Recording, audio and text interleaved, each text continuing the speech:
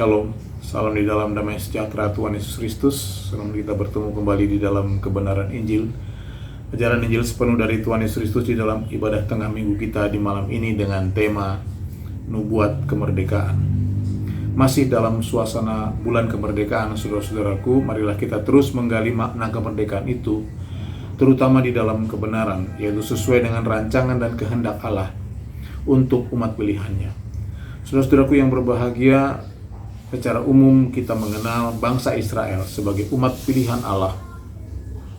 Maka perhatikanlah bahwa sebutan umat pilihan bagi bangsa Israel itu dinyatakan lewat kemerdekaan yang dianugerahkan Allah kepada mereka.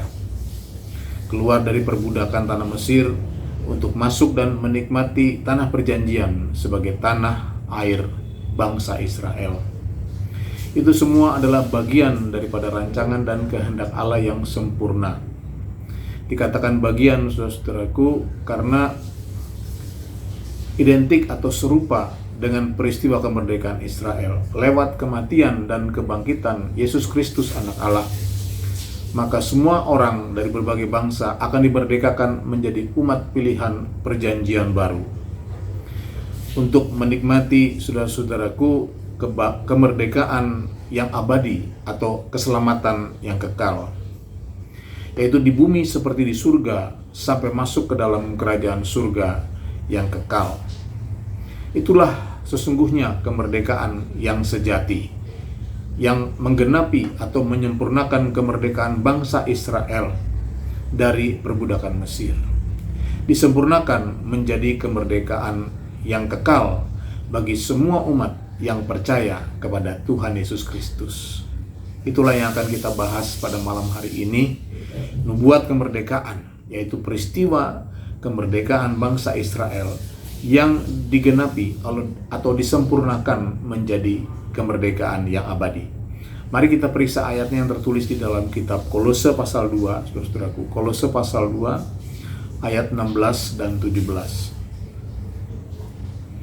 Karena itu janganlah kamu biarkan orang menghukum atau menghukum kamu mengenai makanan dan minuman atau mengenai hari raya, bulan baru ataupun hari Sabat. Semuanya itu hanyalah bayangan dari apa yang harus datang, sedang wujudnya ialah Kristus. Amin. Inilah ajaran Injil tentang penggenapan kemerdekaan yang sejati yang disebut sebagai Kristus. Jadi di dalam kitab Kolose ini, kemerdekaan sejati itu disebut sebagai Kristus. Seperti tertulis dalam ayat 17, semuanya ini hanyalah bayangan dari apa yang harus datang, sedang wujudnya ialah Kristus. Kata kunci pelajaran kita pada malam hari ini adalah bayangan. Ayat 17, semuanya ini hanyalah bayangan dari apa yang harus datang, sedang wujudnya ialah Kristus. Di dalam ayat 16 ada tertulis tentang semuanya ini. Kata semuanya ini sesungguhnya adalah merupakan unsur-unsur yang terkandung di dalam kemerdekaan umat pilihan Israel, atau unsur-unsur kemerdekaan perjanjian lama. Secara umum, saudara-saudaraku, unsur-unsur tersebut itulah syarat-syarat untuk berdirinya sebuah negara yang berdaulat. Pertama, harus ada hukum atau undang-undang. Kedua, harus ada rakyat atau umatnya. Ketiga, harus ada raja atau pemimpin atau kepalanya. Dan keempat, harus ada tanah air atau wilayahnya. Keempat hal itu tertulis di dalam ayat 16. Karena itu janganlah kamu biarkan orang menghukum kamu mengenai makanan dan minuman atau mengenai hari raya, bulan baru ataupun hari Sabat. Inilah yang dimaksud dengan semuanya ini. Ditulis menjadi 4 hal. 1, soal makanan dan minuman. 2, mengenai hari raya. 3, mengenai bulan baru. Dan keempat, tentang Sabat. Saudaraku, di zaman perjanjian lama, setiap umat yang mengabaikan keempat hal ini pasti akan menerima sanksi atau hukuman. Namun di dalam zaman perjanjian baru, ajaran Injil lewat kitab Kolose mengajarkan agar kita jangan membiarkan diri kita dihukum oleh keempat hal tersebut. Mengapa? Karena keempat hal itu adalah bayangan dari kemerdekaan yang sesungguhnya, yaitu Kristus. Agar kita masuk dan menikmati kemerdekaan yang sejati, yang menggenapi keempat bayangan itu tadi. Itulah intisari dari firman tengah minggu kita di malam ini, bahwa yang dimaksud dengan bayangan itu sesungguhnya adalah nubuatan kemerdekaan yang sejati. Maksud ajaran ini ialah agar kita yang telah menikmati penggenapannya di zaman ini boleh melaksanakan kemerdekaan itu dengan benar, yaitu di dalam pengertian yang benar. Mari kita uraikan setiap unsur atau setiap hal yang terkandung di dalam ayat 16 tadi. Karena itu janganlah kamu biarkan orang menghukum kamu mengenai makanan dan minuman, atau mengenai hari raya, bulan baru, ataupun hari Sabat. Pertama adalah soal makanan dan minuman. Makanan dan minuman di dalam perjanjian baru digenapi oleh kerajaan Allah dan kebenarannya. Seperti tertulis di dalam Roma 14 ayat 17, sebab kerajaan Allah bukanlah soal makanan dan minuman, tetapi soal kebenaran, damai sejahtera, dan sukacita oleh Roh Kudus. Inilah makna kemerdekaan yang sejati, yaitu bebas dari hukuman soal makanan dan minuman. Itulah kemerdekaan yang terdapat di dalam Injil Perjanjian Baru, di mana di dalam Injil diajarkan mengenai damai sejahtera dan sukacita dan kuasa Roh Kudus. Jadi soal makanan dan minuman adalah bayangan dari kebenaran Injil, yaitu roti hidup dan air hidup, yang menjadi syarat pertama atau unsur pertama dari kemerdekaan yang sejati, yaitu adanya undang-undang atau konstitusi di dalam kemerdekaan yang sejati. Saudara-saudaraku, yang kedua ialah bebas dari hukuman soal hari raya. Berbicara tentang penggenapan 3 hari raya orang Yahudi yang pernah kita bahas di hari Pentakosta yang lalu, yaitu Paskah, hari raya 7 minggu, dan hari raya Pondok Daun. Pertama adalah Paskah, saudara-saudaraku,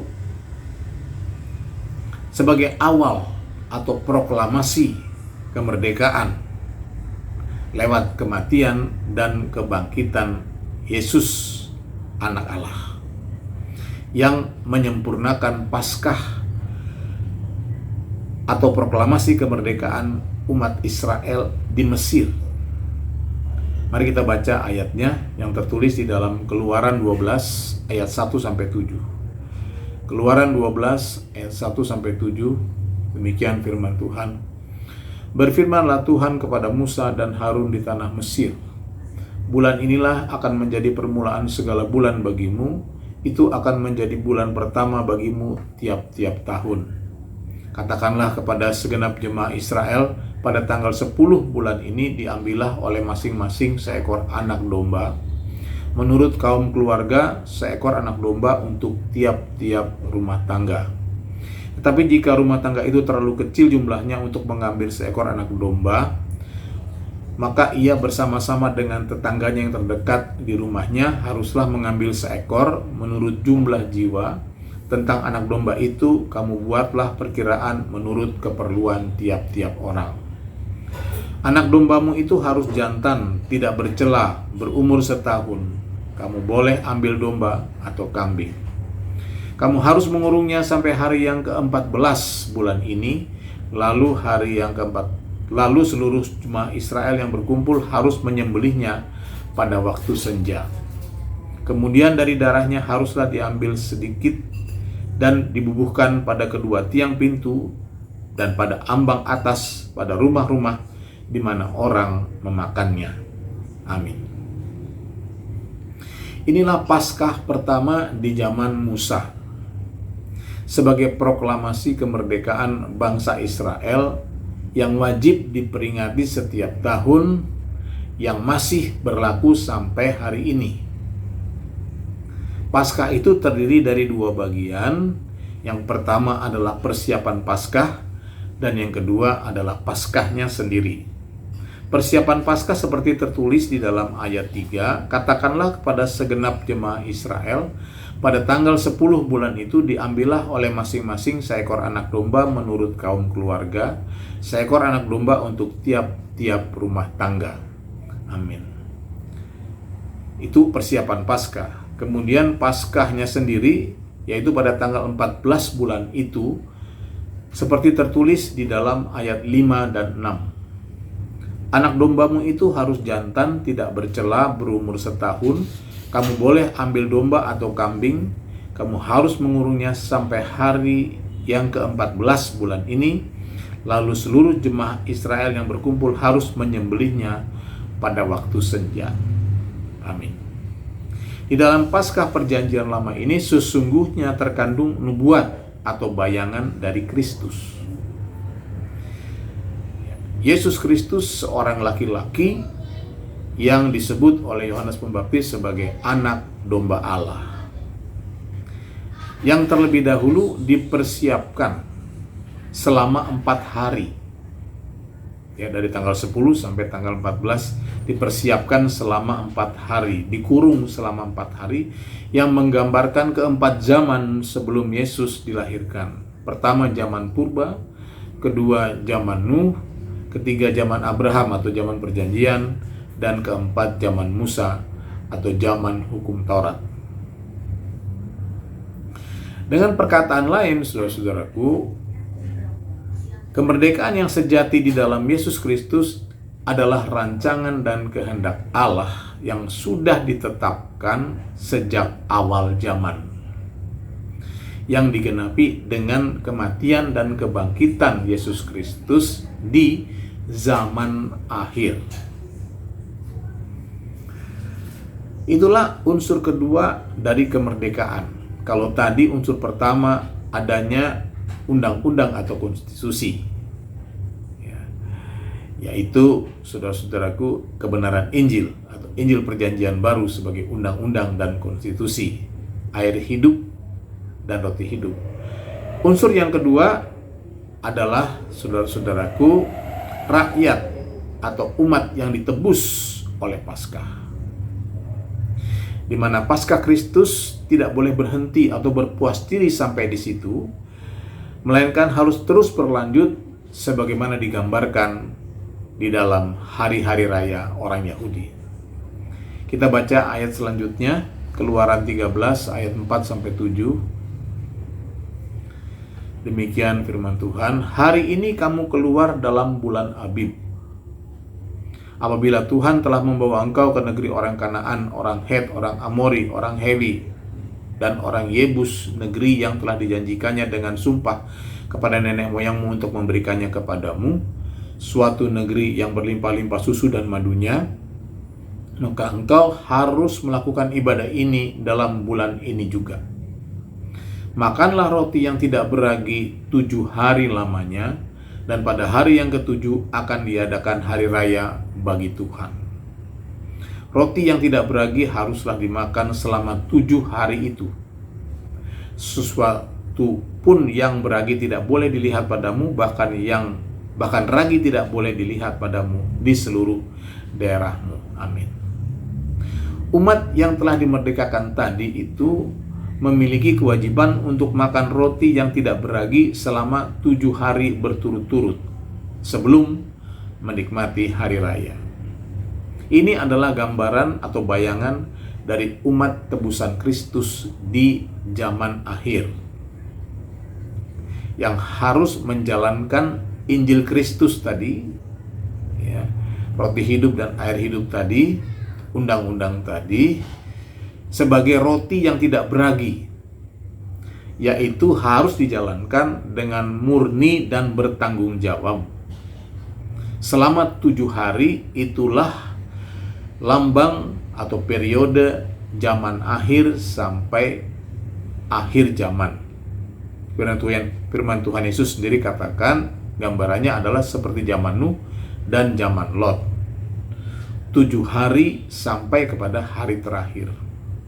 Jadi saudara-saudaraku, umat Tuhan, contohnya kita yang hidup pada zaman itu, harus tetap makan roti yang tidak beragi atau hidup di dalam kemurnian Injil sampai Tuhan Yesus datang. Maka umat Kristus itu akan menjadi layak untuk merayakan Pentakosta. Hari Raya 7 Minggu, Pentakosta. Itulah lahir baru menjadi anak-anak Allah atau menjadi warga kerajaan surga. Benar-benar merdeka dan layak untuk merayakan hari raya yang terakhir atau hari raya Pondok Daun, yaitu gambaran atau penggenapan dari menyongsong Tuhan Yesus di awan-awan. Itulah unsur yang kedua, adanya rakyat yang dimerdekakan sampai benar-benar merdeka menjadi anak Allah. Unsur yang ketiga dari kemerdekaan yang sejati adalah, saudara-saudaraku, adanya raja yang berdaulat. Itulah lambang perayaan bulan baru yang digenapi menjadi ibadah gereja setiap bulan, yaitu perjamuan kudus dan persembahan persepuluhan yang merupakan, saudara-saudaraku, lambang kuasa dan kedaulatan Yesus Kristus atas gerejanya.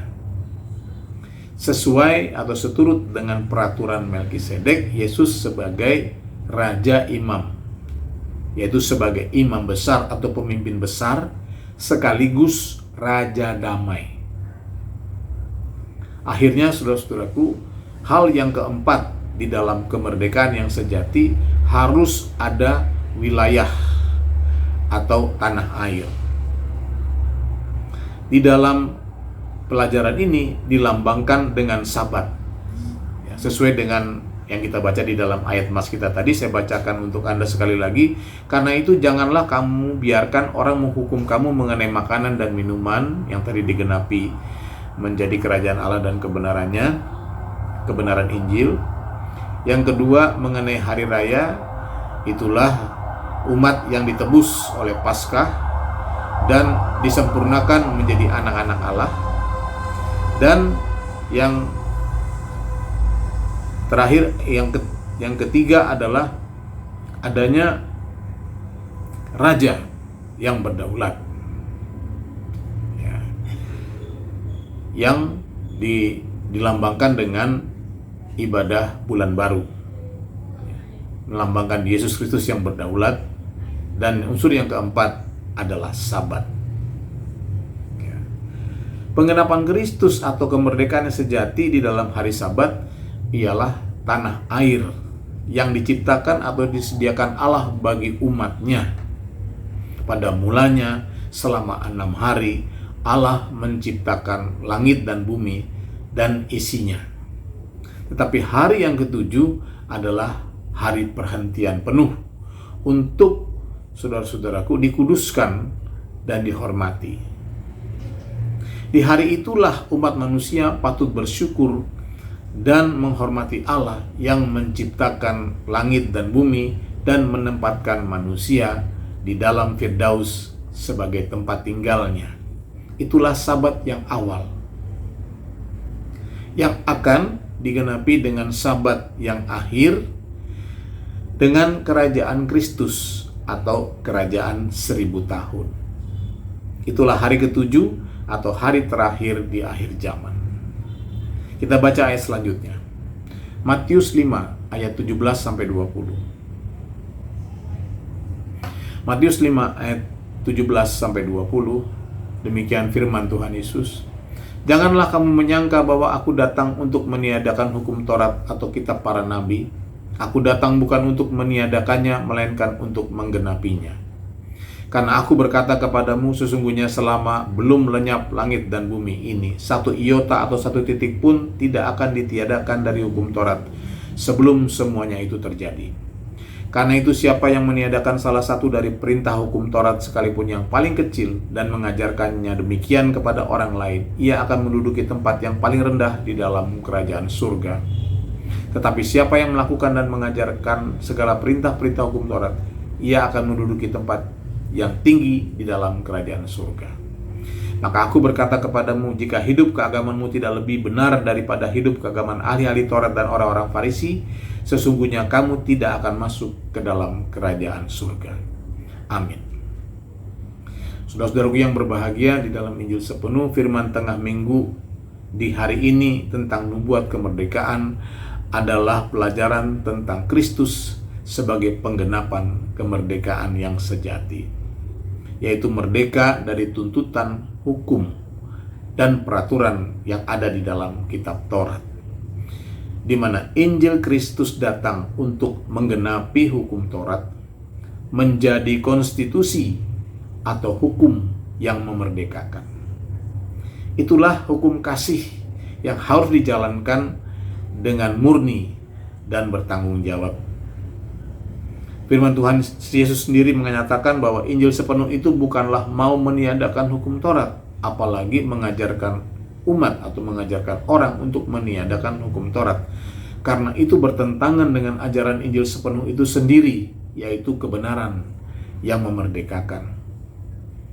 Lewat renungan nubuat kemerdekaan ini, ajaran Injil sepenuh mau mengingatkan kepada kita bahwa hukum Taurat itu sesungguhnya adalah bayangan atau nubuatan dari hukum yang memerdekakan.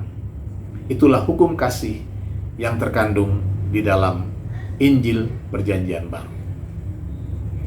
Bahwa dengan kasih tidak mungkin kita akan merugikan sesama kita dengan berdusta, dengan mencuri, apalagi dengan membunuh. Di dalam kasih kita menghargai sesama kita dan menghargai hak orang lain, tidak mengingini hak orang lain.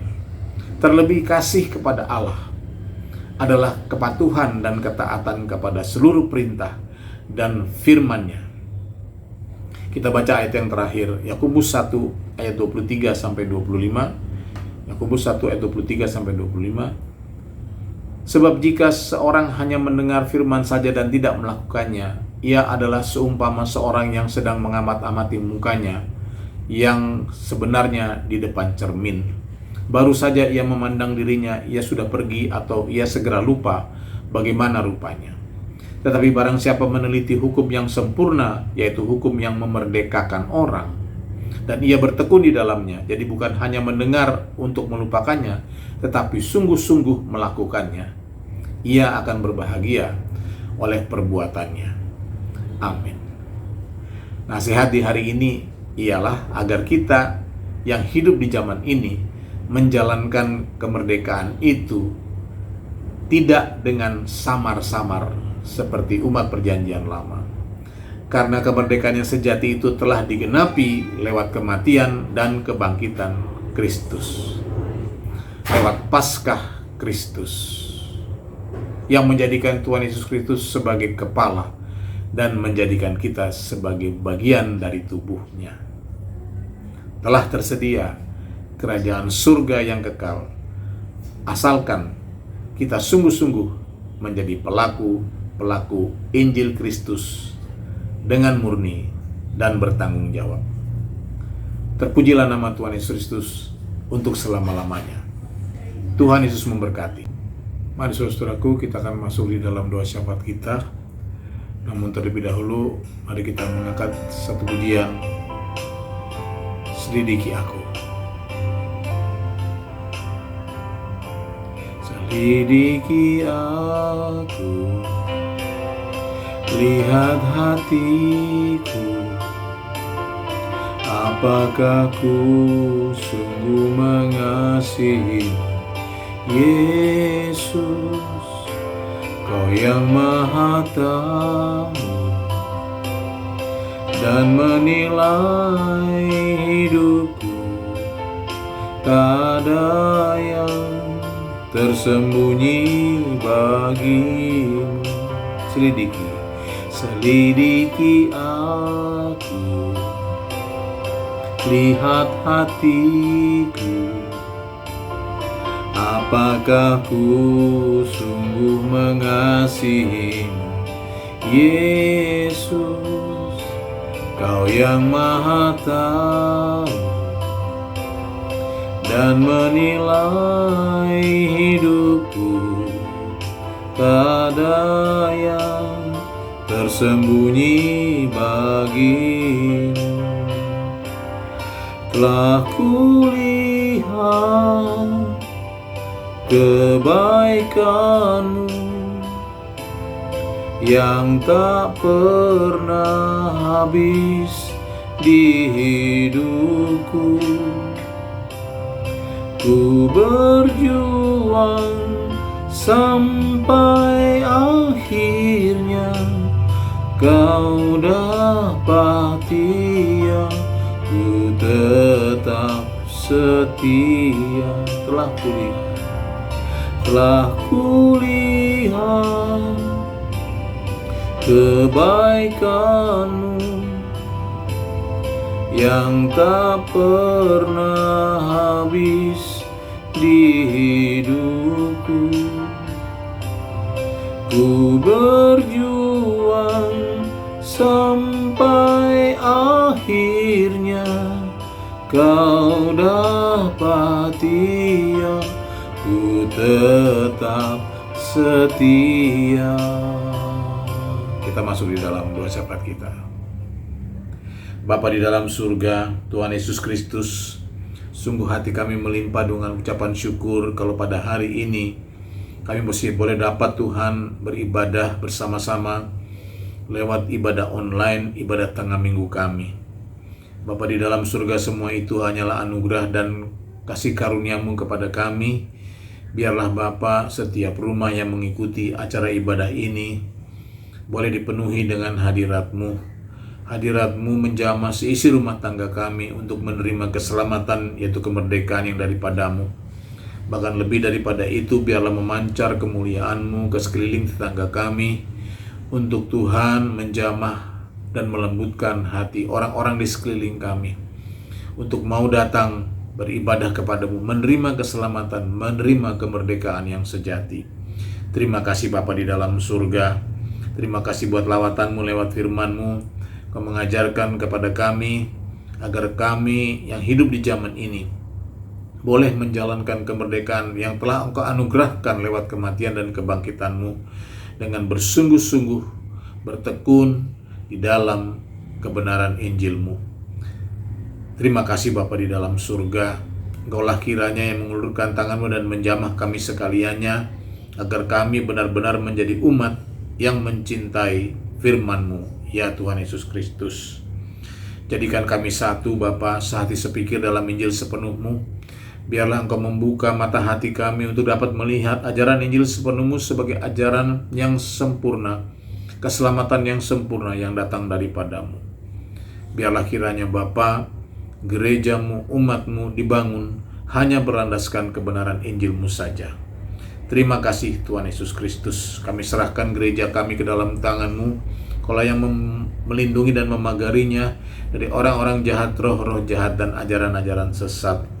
Demikian juga anggota sidang jemaat-Mu, keluarga demi keluarga, rumah tangga demi rumah tangga.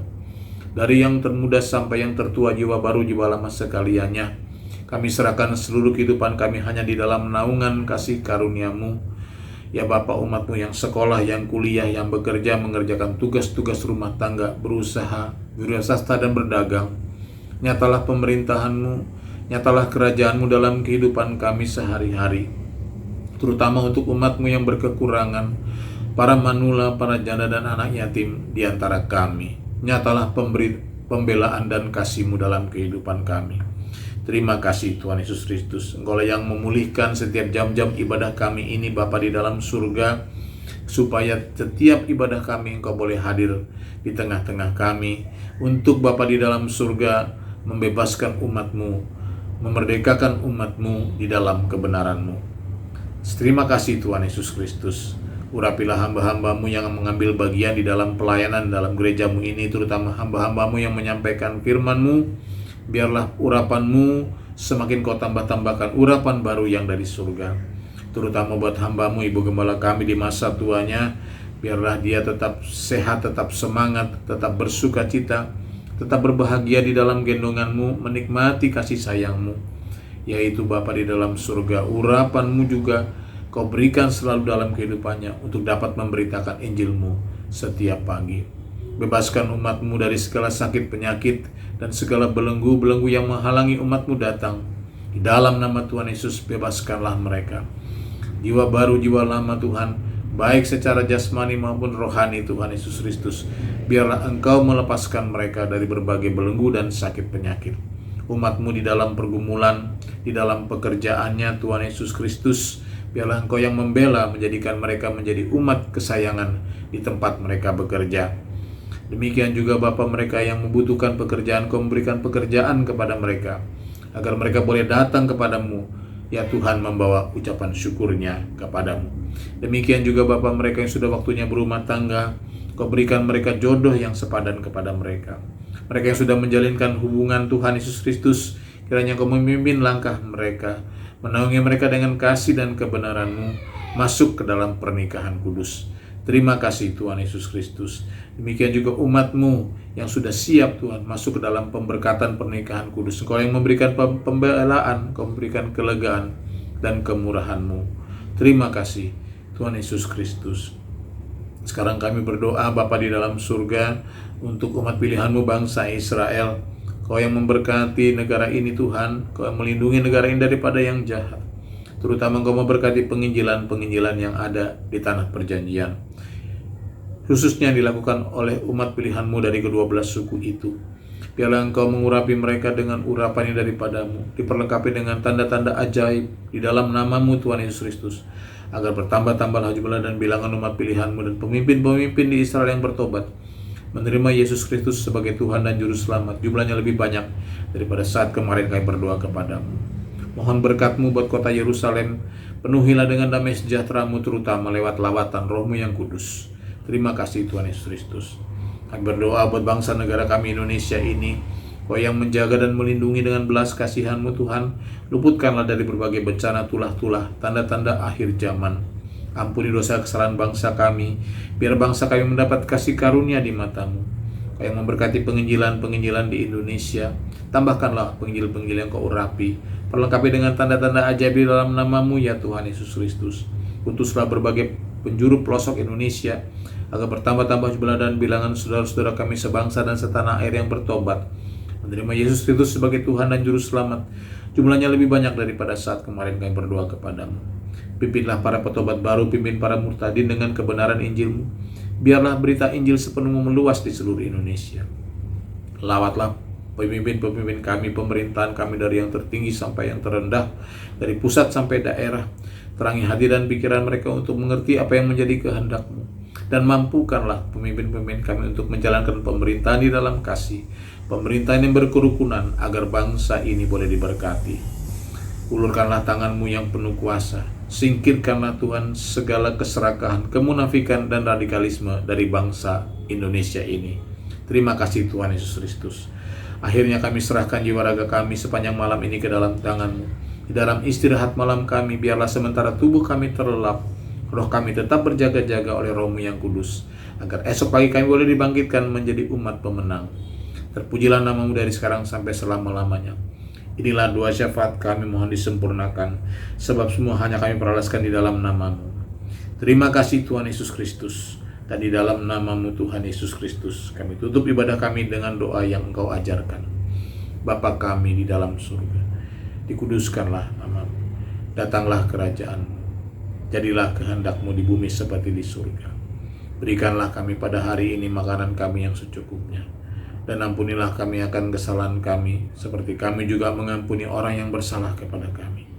Dan jangan bawa kami ke dalam pencobaan, tetapi lepaskanlah kami daripada yang jahat. Karena Engkaulah yang punya kerajaan dan kuasa dan kemuliaan sampai selama-lamanya. Haleluya. Amin. Shalom.